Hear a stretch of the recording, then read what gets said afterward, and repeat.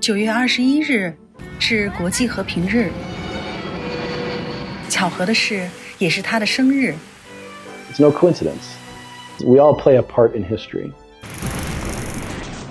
90多年前，他只身从美国来到中国。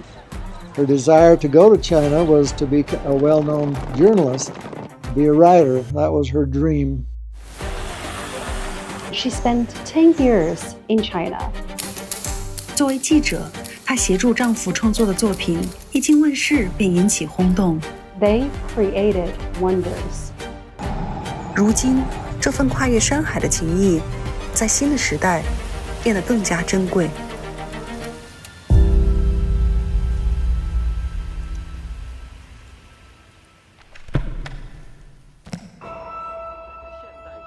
即将萌生的转折之际，年轻的美国女作家海伦·福斯特斯诺冒着生命危险来到中国。 She was there to be an eyewitness to history.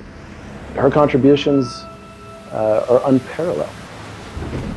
海伦斯诺是谁？他是美国作家、著名记者，也是中国人民的老朋友。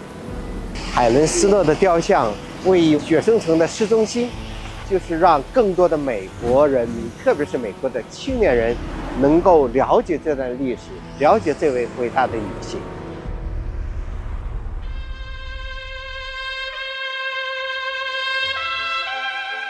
美国记者埃德加斯诺是第一个向世界介绍红色中国的西方记者。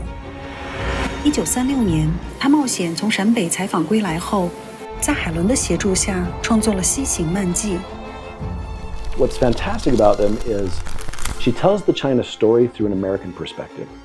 向世界真实地报道了我们中国共产党。1937年4月，同为记者的海伦斯诺决定独自前往陕北采访。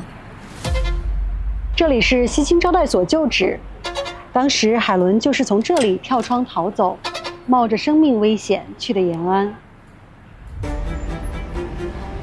在延安的4个多月，海伦采访了中国共产党领导人毛泽东、周恩来、朱德等人。1939年，海伦斯诺出版《续西行漫记》，向全世界更全面地展示延安的真实情况。She took over more than 5,000 photographs, and they constitute a very important documentary and historical record of China. Do you see the city walls? Yeah. That includes the Bao Ta. Wow. Beautiful. 海伦拍摄的这些照片收藏在美国杨百翰大学，这里也是存有海伦物品最多的地方。This is a blanket that was created by one of the gung ho cooperatives. So how old is this blanket? It dates from the late 1930s. 抗日战争期间，百姓流离失所，斯诺夫妇和国际友人在1938年4月倡议发起中国工业合作运动，组织难民和失业工人生产自救。海伦第一个提出了工业合作社的想法，后来呢还到菲律宾啊、美国等地募集资金，罗斯福的夫人他们积极捐款了。1942年，斯诺夫妇又支持友人创办培黎学校，培养了大量的技术人才，为新中国的经济发展做出了重要贡献。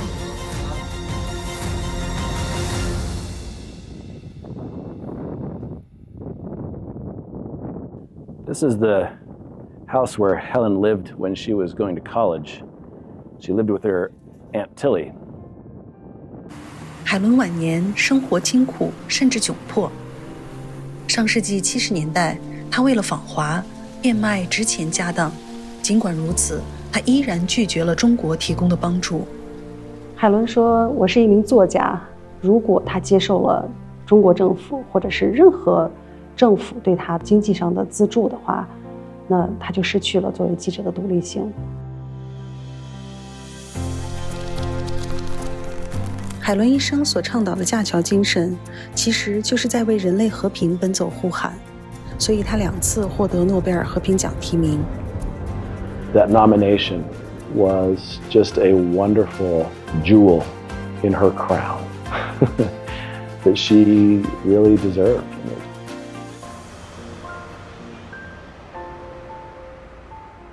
This is a picture of Helen Foster Snow, one of my favorites of her.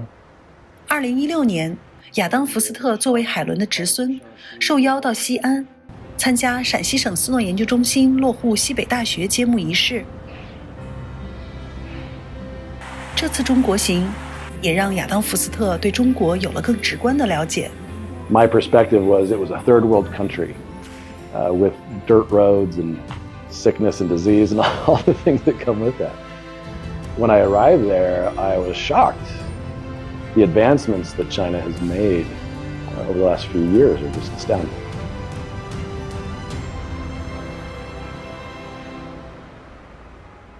2018年，亚当·福斯特在美国犹他州成立了海伦·福斯特斯诺基金会。作为研究海伦的学者，我受邀成为基金会董事。And the reason we did that was we wanted to continue Helen's legacy that she started so many years ago of promoting international peace and understanding. 为了继承海伦的遗志，海伦·福斯特斯诺基金会正努力从教育、文化、商业、地方关系上着手搭建平台，促进美中双方对话。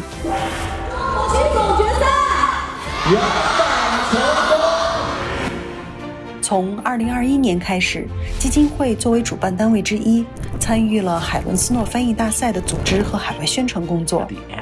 2022年，我有机会参加这个海伦斯诺的翻译大赛，得到了2等奖，也因此有与海伦的故乡南犹他大学交换访学的这个机会。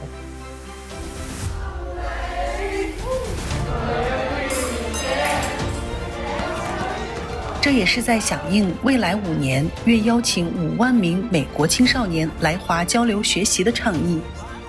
这是我第一次离开美国，我很兴奋，交到新的朋友。我们最喜欢的一个部分就是跨文化的一些活动，学生可以学习中国文化。I think if Helen was alive today, she would be really excited and pleased to see so many children becoming the next generation of bridge builders.